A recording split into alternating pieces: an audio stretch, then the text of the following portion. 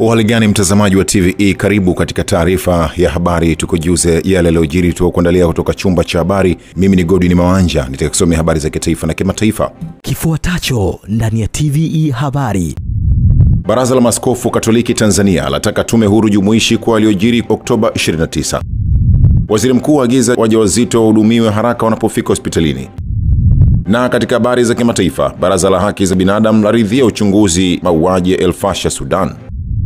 Karibu mtazamaji wa TVE, na moja kwa moja tuanzie na Baraza la Maaskofu Katoliki Tanzania TEC limeshauri tume huru itakayoundwa kuchunguza matukio yaliyotia doa taifa yaliyotokea wakati wa maandamano ya Oktoba 29 inapaswa kuundwa kwa kuwashirikisha na wadau kutoka ndani na nje ya nchi ili isiweze kufungamana na upande wote. Goodluck Msolla ana taarifa zaidi. Akisoma waraka wa maaskofu takribani 41 kutoka Baraza la Maaskofu Katoliki, Rais wa TEC Wolfgang Pisa amesema Baraza la Maaskofu Katoliki linalani matukio yote ya vurugu na vitendo vya uharibifu wa mali na haki za binadamu, huku akishauri katika tume itakayoundwa kuweza kuchunguza matukio hayo ni lazima ijumuishe taasisi za kimataifa, wataalamu wa haki na demokrasia, asasi za kiraia, jumuiya za kidini pamoja na mashirika kutoka ndani na nje ya Tanzania ili kufanya kuwa huru. Katika waraka huo, Askofu Pisa amesema maaskofu wa kanisa Katoliki nchini wameshauri uwajibikaji kwa wakuu wa vyombo vya ulinzi na usalama kwa kuwajibika wenyewe ama mamlaka za uteuzi kuwajibisha kutokana na kadhia iliyotokea Oktoba 29 mwaka huu. Wakuu wa vyombo vya ulinzi na usalama wote waliohusika na mauaji wawajibiki au kuwajibishwa na mamlaka zao za uteuzi. Hasira ya wananchi ipo katika kuona hakuna anayewajibika kwa matendo maovu waliofanyiwa raia. Bwana Yesu anatufundisha, nayo hiyo kweli itawale uhuru. Yohana sura ya 8 mstari wa 32. Maeneo mengine ambayo waraka huo umeagusia na kutaka yafanyiwe kazi ni pamoja na eneo la katiba mpya, haki za binadamu, pamoja na kuachiwa huru kwa wote waliokamatwa kufuatia maandamano na vurugu zilizotokea Oktoba 29, huku kanisa hilo likitoa pole kwa wananchi kufuatia kadhia hiyo iliyotokea. Kwa kuwa jambo hili limesababisha maafa, tunashauri ufanyike uchunguzi utakaowashirikisha wadau wa ndani na nje. Wadau tunaowapendekeza watoke kwenye tume huru isiyofungamana na upande wowote, kama jumuiya na taasisi za kimataifa, taasisi za dini, asasi za kiraia na wataalamu wa haki na mambo ya kidemokrasia. Na serikali yetu iwe tayari kupokea na kufanyia kazi ripoti watakayotoa. Hii inaweza kuwa moja hatua muhimu ya kuponya taifa letu. Asante sana Goodluck Msolla kwa taarifa hiyo. Rais wa Serikali ya Mapinduzi Zanzibar na mwenyekiti wa Baraza la Mapinduzi Dr. Hussein Ali Mwinyi amewaapisha mawaziri na manaibu waziri walioteuliwa kuongoza kipindi cha pili cha serikali ya awamu ya 8 ya Zanzibar, huku akisisitiza kasi ya utendaji katika kuleta maendeleo ya Zanzibar. Goodluck Msolla ana taarifa zaidi. Dr. Mwinyi amewaapisha mawaziri na manaibu waziri Novemba 15 katika hafla iliyofanyika mchana Ikulu Zanzibar, ambayo imehudhuriwa na viongozi mbalimbali wa Serikali ya Mapinduzi ya Zanzibar, wakiwemo wakuu wa vyombo vya ulinzi na usalama. Mimi Dr. Khalid Salum Mohamed naapa kwamba nitaitumikia vyema kwa moyo thabiti Serikali ya Mapinduzi ya Zanzibar katika kazi zangu za waziri wa Wizara ya Ujenzi na Uchukuzi, na kwamba wakati wote nitamshauri kwa hekima na uaminifu Rais wa Zanzibar na mwenyekiti wa Baraza la Mapinduzi, na kwa vyovyote vile sitatoa siri za Serikali ya Mapinduzi ya Zanzibar. Mimi Dr. Saada Mkuya Salum naapa kwamba nitaitumikia vyema kwa moyo thabiti Serikali ya Mapinduzi ya Zanzibar katika kazi zangu za waziri wa nchi, ofisi ya Rais, Ikulu, na kwamba wakati wote nitamshauri kwa hekima na uaminifu Rais wa Zanzibar na mwenyekiti wa Baraza la Mapinduzi, na kwa vyovyote vile sitatoa siri za Serikali ya Mapinduzi ya Zanzibar, na kuomba Mwenyezi Mungu unisaidie. Mara baada ya kumaliza kuapisha, Rais Dr. Mwinyi akapata nafasi ya kuzungumza na baraza hilo la mawaziri ambapo katika nasaha zake kwa viongozi hao amewasisitiza kuzingatia kasi ya utendaji, ikiwa ni pamoja na kushughulikia changamoto zinazowakabili Wazanzibari, huku akisisitiza kufanya tathmini ya kila wizara ili kuangalia namna ya kuondoa mawaziri ama watendaji watakaoshindwa kuendana na kasi yake. Kila waziri na naibu waziri ana wajibu wa kuijua vyema wizara yake kimuundo na majukumu yake na taasisi zilizo chini yake haraka iwezekanavyo. Natambua kuna baadhi yenu mtakuwa mmebaki pale pale, lakini hii haiondoi wajibu wa kuhakikisha kwamba unapitia tena majukumu ya wizara, muundo wa wizara na taasisi zilizo chini yako, kuhakikisha kwamba unaielewa vizuri na tayari kwa kazi.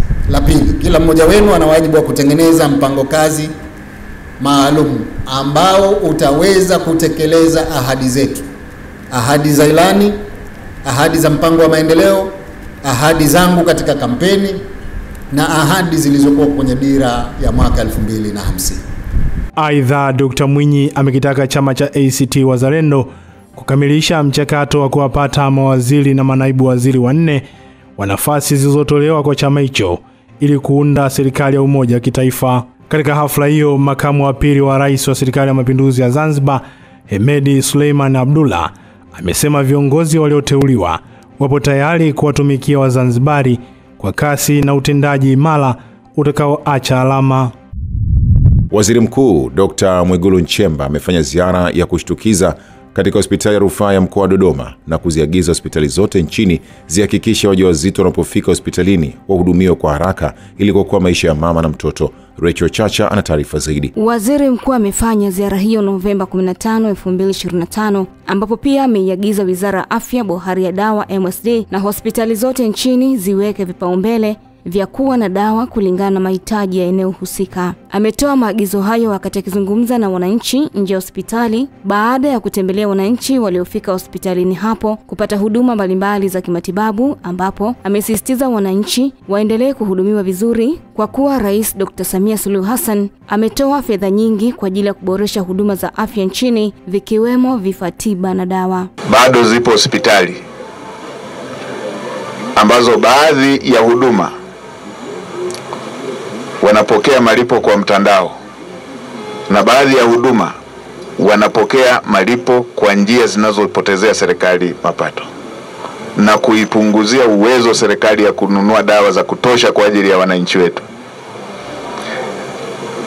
Hospitali zote zizingatie maelekezo ya kutumia mifumo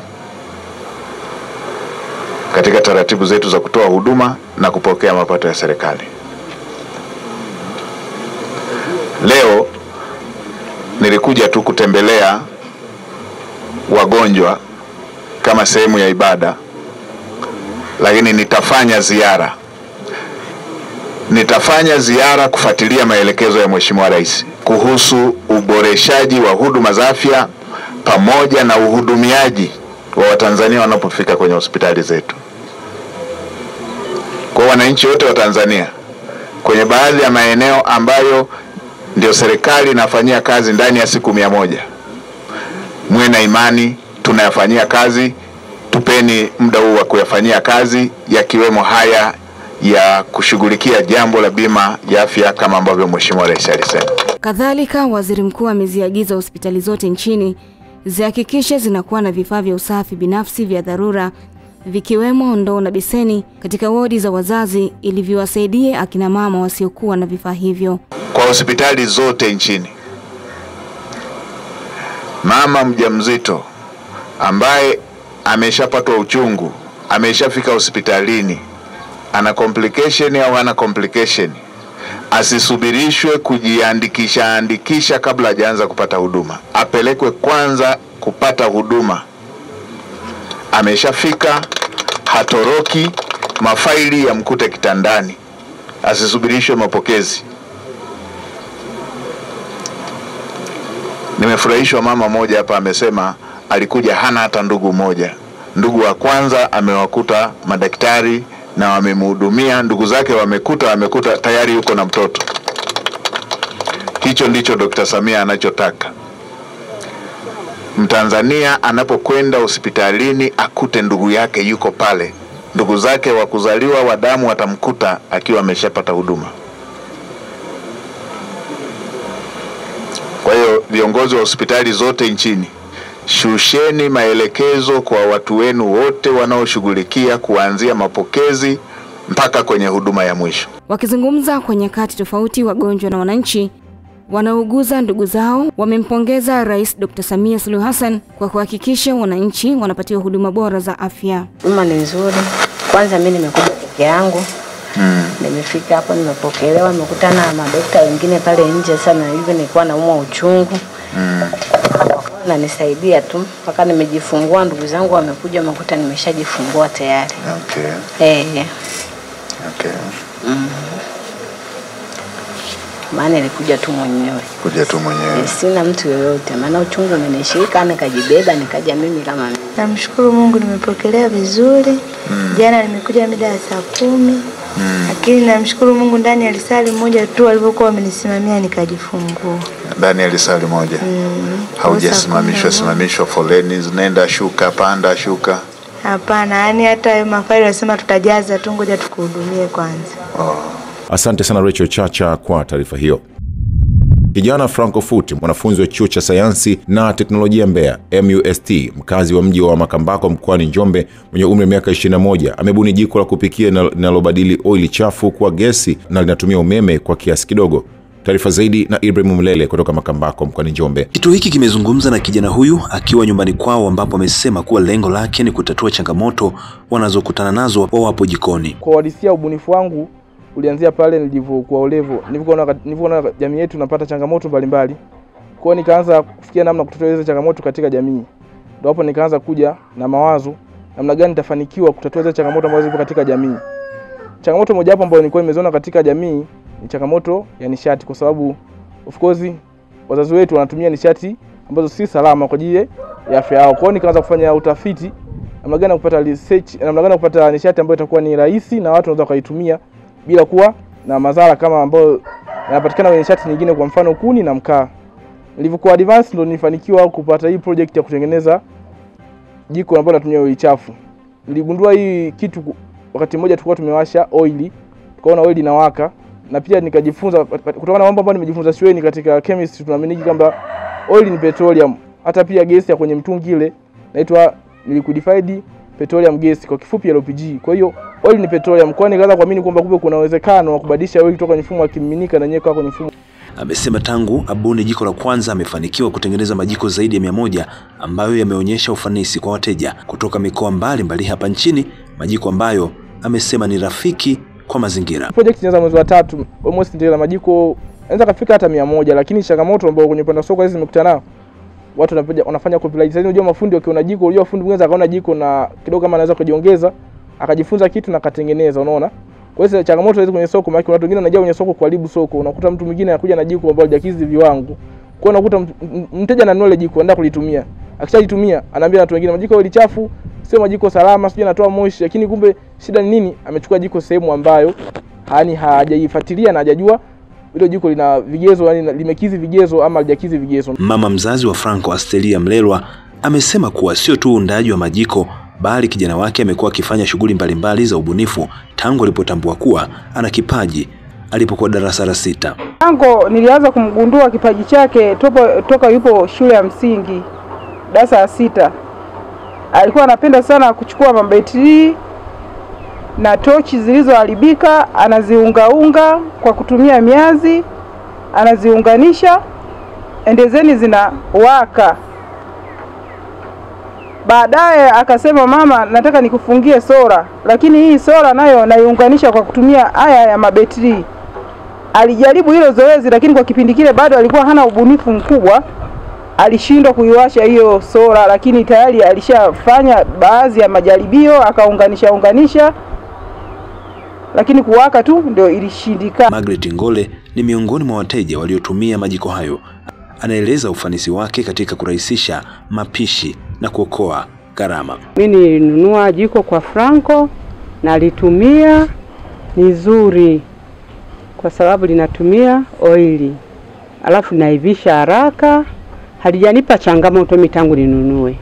Majiko haya wale wanaotumia migahawa yakichukua yatarahisisha sana mambo mengi. Hawatatumia mkaa, watakuwa naenda kutumia haya majiko. Kwa sababu wewe fikiria mpaka unainjika maharagwe yenyewe makavu mpaka yanaiva. Kwa hiyo anatumia hayana shida. Hata kule mgahani wakichukua yanaweza kawasaidia sana. Uwepo wa nishati mbadala ni ajenda ya dunia ili kulinda maliasili na kuhifadhi mazingira. Ndoto ya Franco ni kuzalisha majiko mengi ili yawafikie watu wengi zaidi kwa gharama nafuu. Kutoka Njombe, TVE Habari, mimi ni Ibrahim Godfrey Mlele. Asante sana Ibrahim Mlele kwa taarifa hiyo.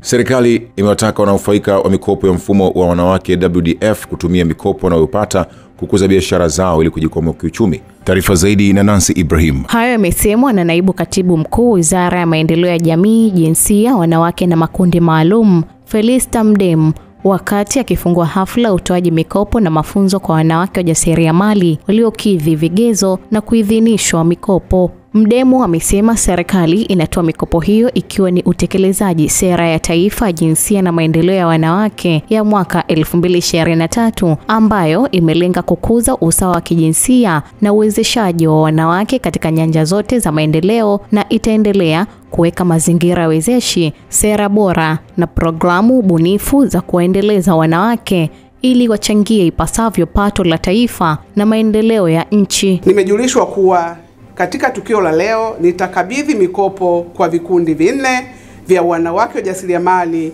na wakopaji binafsi 25 ambapo jumla mikopo yote ina thamani ya shilingi milioni 337. Napenda kuchukua nafasi hii kuwasihi wote mliopata mikopo hii leo kuzingatia yafuatayo. Namba 1, mafunzo mliopata leo ni mahususi kwa ajili ya kuwapatia uelewa kuhusu mfuko ili kuimarisha uelewa wenu, kutambua masharti na wajibu wenu katika kama wakopaji na matarajio ya serikali kupitia mkopo uliopewa. Namba 2, kuhakikisha unatumia mkopo kulingana na malengo ya mradi, kwa maana ya kuelekeza fedha za mkopo katika kutekeleza mradi ulioombea na kukubali kukopeshwa na si vinginevyo. Mdemu amesema mfuko wa maendeleo ya wanawake WDF ni tofauti na mifuko mingine kwa kuwa una sifa ya kipekee kwa kutoa mikopo yenye masharti na riba nafuu kwa walengwa ambao ni wanawake binafsi na vikundi, na hadi sasa jumla ya vikundi 4 vya wanawake wajasiriamali na wakopaji binafsi 25 wamepokea jumla ya shilingi milioni 337. Asante sana Nancy Ibrahim kwa taarifa hiyo. Chemba ya biashara, kilimo na viwanda nchini TCCIA imeitaka serikali ya awamu ya 6 inayoanza muhula wa pili kushughulikia baadhi ya changamoto zinazokabili sekta ya biashara, viwanda na kilimo nchini kama vile madeni ya muda mrefu ya wafanyabiashara wa ndani dhidi ya serikali pamoja na kutoa kipaumbele cha miradi na huduma za umma kwa wazawa ili kuinua biashara nchini. Budla Kimsola ana taarifa zaidi. Akizungumza jijini Dar es Salaam wakati wa kutoa cheti cha utambuzi kwa kundi la wajasiriamali wanawake walemavu nchini, Rais wa Chemba ya Biashara, Kilimo na Viwanda nchini, Vincent Minja, amesema uongozi wa chemba hiyo ambao umetimiza miaka 2 umedhamiria kushirikiana na serikali katika kutatua changamoto zinazowakabili wafanyabiashara ili kuendelea kujenga imani ya wafanyabiashara wa makundi yote ya Tanzania ili kuendelea kukuza uchumi wao sanjari na kuchangia katika pato la serikali. Hapo mwanzo chemba yetu ilikuwa haina sera, sheria wala katiba yetu ilikuwa hayatambui makundi maalum. Sasa hivi mwaka huu tumerekebisha katiba yetu. Chemba yetu sasa inatambua makundi maalum ambayo ndio haya ambayo mnaona tuko nayo sasa hivi hapa leo. Lakini sio hilo tu, chemba yetu inatambua makundi mengine kama vijana, makundi mengine kama wakina mama ambao wanafanya biashara. Kwa hiyo leo tumekuja hapa kuonyesha kwa vitendo kwamba makundi maalumu ni sehemu ya chemba na ni wanachama wetu, na tutaendelea kuwapa huduma ili waweze na wenyewe kunyanyuka katika shughuli zao za ujasiriamali. Kwa upande wake, mkurugenzi wa Sauti ya Wanawake wenye Ulemavu nchini SWAUTA, Bi Stella Jairos, amesema moja ya changamoto zinazokabili wanawake wenye ulemavu nchini ni kukosa huduma za afya zenye staa sanjari na kukosa masoko ya bidhaa wanazozizalisha, huku akielezea mpango aliofanya katika kukabiliana na baadhi ya changamoto zinazowakabili. Tumejikita katika eneo la mazingira. Mazingira tunajua wakati mwingine yanasababisha hata ulemavu. Ninyi wenzetu mnajua vizuri zaidi habari hiyo. Kwa hiyo eneo hilo lipo na tupo katika kuunga mkono Rais wa Jamhuri ya Muungano wa Tanzania kuhusiana na masuala ya matumizi ya nishati safi. Lakini vile vile haitoshi, tumejikita katika masuala ya utambuzi wa haki za binadamu kwa ujumla. Sisi pamoja na kwamba tuna mapungufu mengi na sheria nyingi zinatungwa pasipo kujua labda kuna wenzetu ambao wanakabiliwa na changamoto zipi. Kwa hiyo huwa tunaziangalia zile sheria, miongozo, sera mbalimbali tunazozibaini, huwa tunashauri serikalini namna ya kuboresha ili zilingane na Tanzania jumuishi kwa watu wake. Hata hivyo, baadhi ya wanawake wenye ulemavu ambao wamekuwa wakifanya shughuli za kujiingizia kipato wameiomba serikali kuwawezesha kupata msimbo milia, yani barcode, ili waweze kuuza bidhaa zao nje ya Tanzania, hasa kwa wale ambao wamefanikiwa kupata wateja kutoka katika masoko ya kimataifa. Katika hatua nyingine, chemba hiyo ya biashara, kilimo na viwanda imeamua kuwaingiza watu wenye ulemavu katika nafasi ya uongozi wa bodi kutokana na mabadiliko ya katiba yaliyofanyika ili kuunda chemba jumuishi inayowaleta pamoja wafanyabiashara kutoka maeneo yote sanjari na watu wenye ulemavu. Asante sana Goodluck Msolla kwa taarifa hiyo. Baadhi ya wafanyabiashara wilaya Kibaha mkoani Pwani wameiomba serikali ya awamu ya 6 inayoongozwa na Rais Dr. Samia Suluhu Hassan kuondolea kero wanazokabiliana nazo ili kuboresha mazingira ya wafanyabiashara. Taarifa hii inasomwa na Rachel Chacha. Wafanyabiashara hao wametaka serikali itekeleze ahadi zake kwa vitendo kwa ajili ya kuweza kuwasaidia kuboresha sera nzuri ambazo zitaweza kuwasaidia katika suala zima la kukuza biashara zao ili kujikwamua kiuchumi. Sisi kama wafanyabiashara, ni matarajio yetu sasa ni kwamba hali ya amani na utulivu itarejea, na hivyo kuanza kufanya biashara kwa utulivu na amani. Ni matarajio yetu kwamba sheria mbalimbali ambazo zilikuwa ni si nzuri kwa sisi wafanya biashara, hususan sheria za kodi, zitafanywa marekebisho na bunge hili sasa, na utekelezaji utafanywa na serikali. Lakini pia ni matarajio yetu basi sera mbalimbali zinazotuhusu sisi wafanya biashara zitafanyiwa maboresho na marekebisho. Kwa upande wake, mmoja wa wakulima mkoa wa Pwani amebainisha kwamba matarajio yao makubwa ya serikali ya awamu ya 6 ni kuwaongezea ujuzi wa teknolojia katika suala zima la kilimo cha kisasa, ikiwemo kuwapatia pembejeo, lengo likiwa ni kuongeza tija zaidi katika kuchochea kilimo cha kisasa. Matarajio ni kwamba tusaidiwe, maana kilimo sasa hivi kilimo ni teknolojia, kinataka sayansi na teknolojia. Hata kama sisi tunaolima kilimo cha kutegemea mvua za msimu, lakini pia kuna utaalamu wa ushauri tunaotegemea pia tuweze kupata, na pia tunategemea watu waweze kutudhamini hata kutupa miche bora, maana kulima miti alafu ukakuja kukuta kwenye mavuno baada ya miaka 7 ulikosea au mche au kufaa.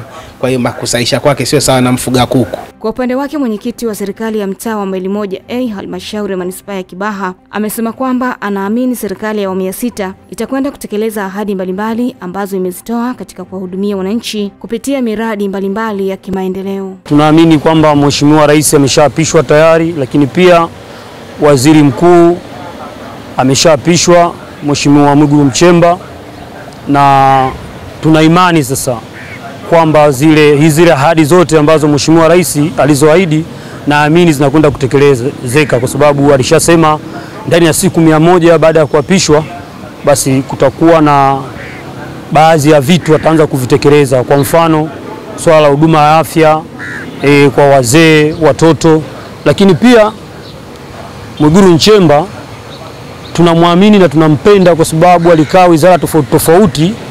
Wizara ya Kilimo alishawahi kuwa mmoja wapo kama kiongozi, na hii wizara ni muhimu sana kwa sisi, hususan vijana.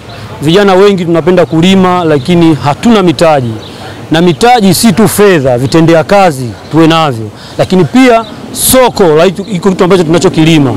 Asante sana Rachel Chacha kwa taarifa hiyo. Mtazamaji, hii ni taarifa ya habari. Mimi ni Godwin Mawanja. Tupate mapumziko mafupi, kisha tutaendelea na taarifa ya habari kifuatacho ndani ya TVE habari. Baraza la Haki za Binadamu laridhia uchunguzi mauaji ya El Fasher Sudan.